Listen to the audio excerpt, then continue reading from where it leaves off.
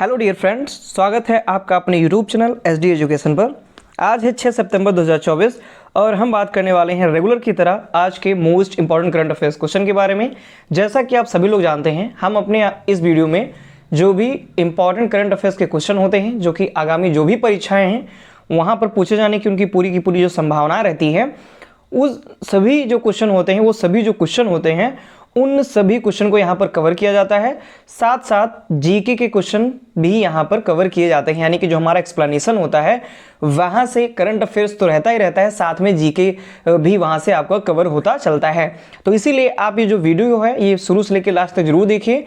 और अगर आप वीडियो पर पहली बार आए हैं तो वीडियो को लाइक कीजिए, चैनल को सब्सक्राइब कीजिए और अपने दोस्तों के साथ अधिक से अधिक शेयर कीजिए। तो चलिए शुरू करते हैं हम आज के सबसे पहले प्रश्न के साथ। सबसे पहले हम बात करते हैं 5 सितंबर को किसके जन्म दिवस के उपलक्ष्य में शिक्षक दिवस मनाया जाता है। यानी अभी हाल ही में क्या कल ही 5 सितंबर को शिक्षक दिवस मनाया गया। तो किसके जन्म दिवस के उपलक्ष्य में शिक्षक दिवस मनाया जाता है? तो ए ऑप्शन है APJ Abdul Kalam, B option है पंडित जवाहरलाल नेहरू, सी ऑप्शन है डॉक्टर सर्वपल्ली राधाकृष्णन और डी ऑप्शन है डॉक्टर भीमराव अंबेडकर। तो इस प्रश्न का सही जवाब है ऑप्शन नंबर सी, यानी कि डॉक्टर सर्वपल्ली राधाकृष्णन, जो कि एक महान व्यक्तित्व है, महान इनका व्यक्तित्व रहा है। इन्हीं के जन्म दिवस के उपलक्ष्य में शिक्षक दिवस मनाया जाता है। आप यहाँ पे देख भी सकते हैं डॉक्टर सर्वपल्ली राधाकृष्णन जी। इनका विचार है, किताबें पढ़ने से हमें एकांत में विचार करने की आदत और सच्ची खुशी मिलती है। ये जो विचार हैं डॉक्टर सर्वपल्ली राधाकृष्णन जी के हैं और इन्हीं के जन्म दिवस के उपलक्ष्य में शिक्षक दिवस मनाया जाता है। आगे अगर हम बात करें तो डॉक्टर सर्वपल्ली राधाकृष्णन के जन्म दिवस को शिक्षक दिवस के रूप में मनाया जाता है। शिक्षक दिवस की जो शुरुआत है वह 5 सितंबर 1962 को हुई थी और इनका जन्म 5 सितंबर 1888 में इनका जो जन्म है वह हुआ था। और जो शिक्षक दिवस मनाना शुरू कब से हुआ? तो 5 सितंबर 1962 से शिक्षक दिवस मनाना शुरू हुआ था। आगे अगर हम बात करें तो यह दिन जो है वो विद्वान शिक्षक और प्रसिद्ध दार्शनिक रहे भारत के पहले उपराष्ट्रपति और दूसरे राष्ट्रपति डॉक्टर सर्वपल्ली राधाकृष्णन जी की जयंती के उपलक्ष्य में मनाया जाता है। इनको आगे चल करके भारत रत्न से भी सम्मानित किया गया, यानी कि ये पहले उपराष्ट्रपति रहे और दूसरे राष्ट्रपति के रूप में इनको नियुक्त किया गया। तो जो डॉक्टर सर्वपल्ली राधाकृष्णन जी हैं ये भारत के पहले उपराष्ट्रपति और दूसरे राष्ट्रपति रहे। फिर आगे चल करके इन्हें भारत रत्न से भी सम्मानित किया गया। अब बढ़ेंगे अपने नेक्स्ट क्वेश्चन की तरफ। हमारा अगला क्वेश्चन है, हाल ही में TCS ने डिजिटल नवाचार को बढ़ावा देने के लिए कहाँ पेस स्टूडियो लॉन्च किया है? तो ये ऑप्शन है पेरू, बी ऑप्शन है फिलीपींस, सी ऑप्शन है मैक्सिको और डी ऑप्शन है वियतनाम। तो इस प्रश्न का सही जवाब है ऑप्शन नंबर बी, यानी कि फिलीपींस में TCS जो कि टाटा कंसल्टेंट सर्विस भारतीय कंपनी है, तो TCS ने डिजिटल नवाचार को बढ़ावा देने के लिए फिलीपींस में पेस स्टूडियो लॉन्च किया हुआ है। आप यहाँ पे देख भी सकते हैं TCS टाटा कंसल्टेंसी सर्विस। आगे हम बात करें तो TCS ने डिजिटल इनोवेशन को बढ़ावा देने के लिए फिलीपींस में पेस स्टूडियो लॉन्च किया। उद्देश्य क्या है इसका? उद्देश्य है एशिया प्रशांत क्षेत्र में अनुकूलित समाधान बनाने और डिजिटल नवाचार को चलाने के लिए ग्राहकों के साथ सह नवाचार करना, यानी कि अधिक से अधिक जो डिजिटल सेवाएं हैं वो प्रदान करना, ग्राहकों के साथ सह नवाचार स्थापित करना और अनुकूलित वातावरण बनाना, अनुकूलित समाधान बनाना, ये इसका उद्देश्य है। बात करें तो मनीला में TCS पेस स्टूडियो वैश्विक स्तर पर अपनी तरह का 5वां स्टूडियो है, यानी कि जो मनीला में स्थापित किया गया है, फिलीपींस की राजधानी है मनीला, यहाँ पर जो ये स्थापित किया गया है TCS का डिजिटल इनोवेशन को बढ़ावा देने के लिए जो पेस स्टूडियो यहाँ लॉन्च किया गया है, ये TCS पेस स्टूडियो वैश्विक स्तर पर अपनी तरह का 5वां स्टूडियो है। बढ़ेंगे अपने नेक्स्ट क्वेश्चन की तरफ। हमारा अगला क्वेश्चन है, हाल ही में किसने राष्ट्रीय शतरंज चैंपियनशिप जीती? तो ए ऑप्शन है विश्वनाथ, बी ऑप्शन है सूर्य शेखर गंगुनली, सी ऑप्शन है कार्तिक वेंकट रमन और डी ऑप्शन है नीलेश आर्यन। तो इस प्रश्न का सही जवाब है ऑप्शन नंबर सी, यानी कि कार्तिक वेंकट रमन जो है इन्होंने राष्ट्रीय शतरंज चैंपियनशिप जीती हुई है। आगे अगर हम बात करते हैं तो हाल ही में कार्तिक वेंकट रमन ने 61वीं राष्ट्रीय चैंपियंस जो शतरंज चैंपियनशिप है इन्होंने जीती हुई है। कार्तिक वेंकट रमन को एक ट्रॉफी 6 लाख रुपए का नगद पुरस्कार प्रदान किया गया, यानी कि जो राष्ट्रीय शतरंज चैंपियनशिप होती है इसमें एक ट्रॉफी दी जाती है और 6 लाख रुपए का नगद पुरस्कार प्रदान किया जाता है। बात करें कार्तिक गांगुली और नीलाश साहा 61वीं राष्ट्रीय चैंपियनशिप में 11वें राउंड में 9वें अंक पर रहे, और जबकि कार्तिक वेंकट रमन है इन्होंने ये जो ट्रॉफी है, ये जो राष्ट्रीय शतरंज चैंपियनशिप है, इसको इन्होंने जीत लिया है। अगले क्वेश्चन की तरफ बढ़ते हैं। हमारा अगला क्वेश्चन है, हाल ही में किसने बेहतर खरीदारी के लिए AI असिस्टेंट रूफअप लॉन्च किया हुआ है? यानी कि ऐसा कौन सा प्लेटफॉर्म है जहां से मतलब ऑनलाइन जहां से हम लोग परचेज करते हैं, तो ये जो ऑनलाइन खरीदारी वाला जो प्लेटफॉर्म है उसने AI असिस्टेंट रूफस नाम से एक AI असिस्टेंट लॉन्च किया है। तो किसने किया हुआ है? तो A ऑप्शन है फ्लिपकार्ट, B ऑप्शन है अमेजॉन, C ऑप्शन है मीशो और D ऑप्शन है जोमेटो। तो इस प्रश्न का सही जवाब है ऑप्शन नंबर B, यानी अमेजॉन ने बेहतर सेवाएं देने के लिए, बेहतर खरीदारी करने के लिए, बेहतर अच्छी से अच्छी सर्विसेज प्रदान करने के लिए AI असिस्टेंट रूफस लॉन्च किया हुआ है। आप यहाँ पे देख भी सकते हैं आस्क रूफस। आगे हम बात करें तो अमेजॉन ने खरीदारों की मदद के लिए भारत में AI असिस्टेंट रूफस लॉन्च किया है। यह खरीदारी की ज़रूरतों, उत्पादों और तुलनाओं पर ग्राहकों के सवालों का जवाब दे सकता है। इस संदर्भ के आधार पर सिफारिशें कर सकता है, यानी कि अगर आपको किसी भी प्रकार की कोई भी प्रॉब्लम्स अगर हैं, किसी भी प्रकार की जो आप जानकारी लेना चाह रहे हैं, तो उन सभी जानकारियाँ, वो जो सभी जानकारियाँ होंगी वो आपको AI असिस्टेंट रूफस के द्वारा प्रदान की जाएंगी। बात करें AI असिस्टेंट रूफस, अब Amazon.in मोबाइल ऐप पर भारत में उपयोगकर्ताओं के लिए शुरू हो गया है, यानी कि इसको इंडिया में अब स्टार्ट कर दिया गया है। इंडिया में जो Amazon जब आप ओपन करेंगे तो वहाँ पर आपको AI असिस्टेंट रूफस जो है ये आपको देखने को मिलेगा। बढ़ेंगे अपने नेक्स्ट क्वेश्चन की तरफ। हमारा अगला क्वेश्चन है, हाल ही में कहाँ कागज रहित परिषद बैठकों के लिए ई कैबिनेट प्रणाली लागू की जाएगी? यानी कि ऐसा कौन सा राज्य है जहां पर कागज रहित बैठकों के लिए जो परिषद होगी उसके बैठने के लिए ई कैबिनेट लॉन्च की जाएगी, ई कैबिनेट प्रणाली लागू की जाएगी? तो ए ऑप्शन है आंध्र प्रदेश, बी ऑप्शन है महाराष्ट्र, सी ऑप्शन है असम और डी ऑप्शन है हरियाणा। तो इस प्रश्न का सही जवाब है ऑप्शन नंबर ए, यानी कि आंध्र प्रदेश में कागज रहित परिषद बैठकों के लिए ई कैबिनेट प्रणाली लागू की गई है। आगे अगर हम बात करें तो आंध्र प्रदेश सरकार अपनी मंत्रिपरिषद की बैठकों के लिए ई कैबिनेट प्रणाली लागू की हुई है, यानी कि ई कैबिनेट प्रणाली सब कुछ अब ऑनलाइन ही हो जाएगा। वहाँ पर किसी भी प्रकार का जो कागज़ के द्वारा, जो भी रजिस्टर के द्वारा जो कार्य होता था उसके बदले अब ऑनलाइन सारा कार्य हो जाएगा।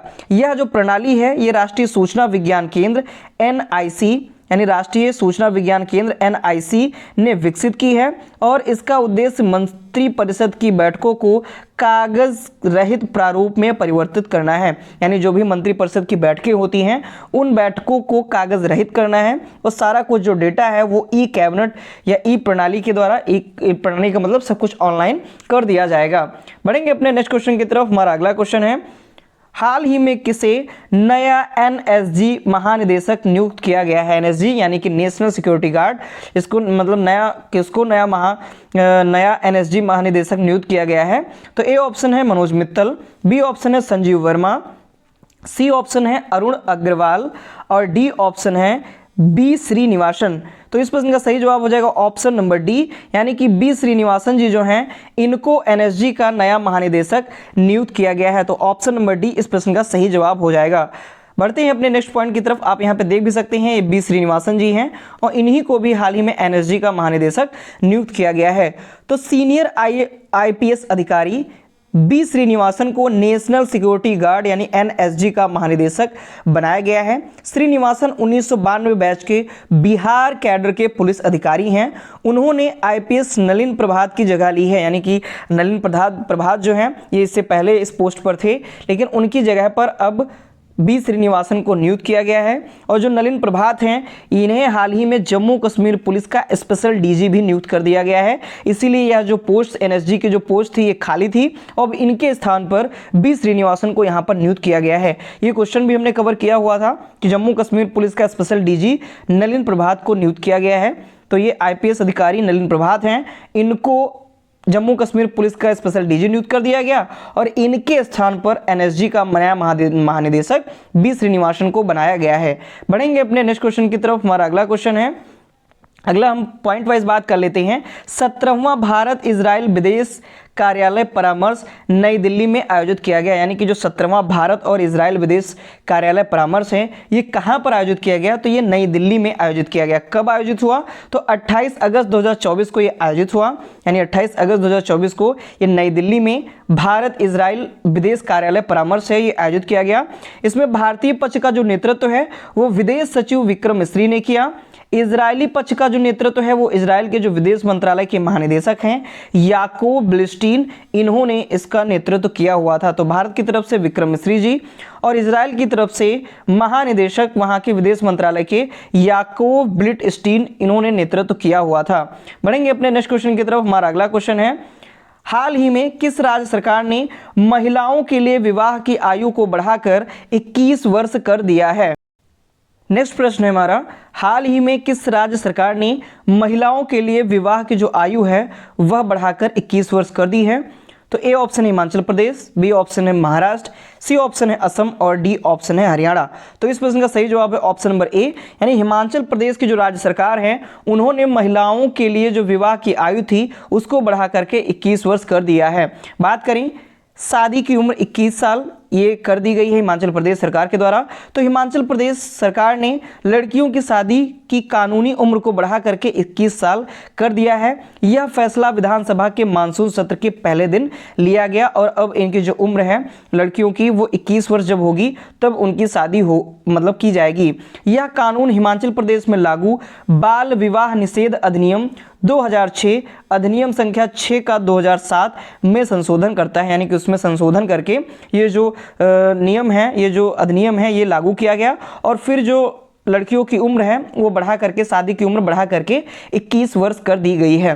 बढ़ेंगे अपने नेक्स्ट क्वेश्चन की तरफ। हमारा अगला क्वेश्चन है, हाल ही में किसने सफल परीक्षणों के बाद मौखिक हैजा वैक्सीन लॉन्च की हुई है, यानी कि जो हैजा वैक्सीन है ये किसने इस पर सफल परीक्षण किया और उसके बाद ये वैक्सीन लॉन्च की। तो ये ऑप्शन है भारत फार्मा, बी ऑप्शन है मैनकिंड, सी ऑप्शन है भारत बायोटेक और डी ऑप्शन है सिप्ला। तो इस प्रश्न का सही जवाब है ऑप्शन नंबर सी, यानी भारत बायोटेक ने सफल परीक्षणों के बाद, क्योंकि इससे पहले भी मैंने ये क्वेश्चन कवर किया हुआ था जब इस पर परीक्षण किए जा रहे थे, जब तीसरा परीक्षण किया गया था तब भी मैंने ये क्वेश्चन कवर किया हुआ था। तो इन सभी परीक्षणों के बाद ये जो परीक्षण है वो सफल रहा और अब इसके बाद ये जो वैक्सीन है ये लॉन्च कर दी गई है। तो ये किसके द्वारा निर्मित है, किसने इसको लॉन्च किया हुआ है, तो भारत बायोटेक ने हैजा वैक्सीन लॉन्च कर दी है। आप यहाँ पे देख भी सकते हैं भारत बायोटेक, और इन्होंने ही हैजा जो वैक्सीन है वो लॉन्च की है। तो भारत बायोटेक इंटरनेशनल लिमिटेड ने हैजे की ओरल वैक्सीन जिसको हिलकोल है इनको लॉन्च कर दी गई है। वैश्विक मांग जो है इसकी 10 करोड़ खुराक से भी अधिक है, यानी कि जो ये वैक्सीन है इसके अगर ऑल ओवर वर्ल्ड में देखा जाए तो इसकी जो मांग है वो एक साल में लगभग 10 करोड़ इसकी खुराक के रूप में इसकी मांग है पूरी दुनिया में। भारतीय औषधि महानियंत्रक ने कंपनी के हैदराबाद प्लांट में वैक्सीन के निर्माण की मंजूरी दे दी है, यानी कि जो भारत बायोटेक की जो हैदराबाद का जो प्लांट है, जो हैदराबाद में इनकी कंपनी है, हैदराबाद में जहां पर इनका निर्माण होता है वैक्सीन का, वहीं पर उसी प्लांट पर इन्होंने भारतीय औषधि महानियंत्रक ने वैक्सीन निर्माण की मंजूरी दे दी है। बढ़ेंगे अपने नेक्स्ट और लास्ट क्वेश्चन की तरफ। हमारा लास्ट क्वेश्चन है, हाल ही में टाइफून सानसान के कारण किस देश में हाई अलर्ट जारी किया गया है। तो आप यहाँ पर टाइफून है ऐसे भी जान सकते हैं, जो टाइफून है वो कहाँ पर बोला जाता है, चक्रवात को अलग अलग क्षेत्रों में अलग अलग नामों से जाना जाता है, जिसमें से जो टाइफून है तो ये कहाँ बोला जाता है, तो जापान में बोला जाता है। और टाइफून सानसान के कारण किस देश में हाई अलर्ट जारी किया गया है, तो वो जापान में ही अलर्ट किया गया है। तो बी ऑप्शन इस प्रश्न का सही जवाब हो जाएगा कि जो सानसान टाइफून आया हुआ है ये जापान देश में आया हुआ है और इसके कारण वहाँ पर हाई अलर्ट जारी कर दिया गया है। आगे अगर हम बात करें तो जापान में आए टाइफून सानसान के कारण भारी तबाही हुई है और जापान का जो दक्षिणी इलाका है वहाँ के प्रांतों में 140 किलोमीटर प्रति घंटे की रफ्तार से हवाएं चल रही हैं, यानी कि 140 किलोमीटर प्रति घंटे की रफ्तार से जो हवाएं हैं वो चल रही हैं। काफ़ी ज़्यादा क्रिटिकल कंडीशन है वहाँ पर और इसके कारण एक घर के ढहने से 3 लोगों की मौत की खबर भी आई हुई है। जब तक मैं यह वीडियो बना रहा हूँ तब तक के लिए लगभग 3 लोगों की जो मौतें हैं इसी के कारण, टाइफून के सांसान के कारण वो उसकी खबर आई हुई है। हवाएं और जो रेल सेवाएं हैं वो अभी तक के लिए तो रोक दी गई हैं।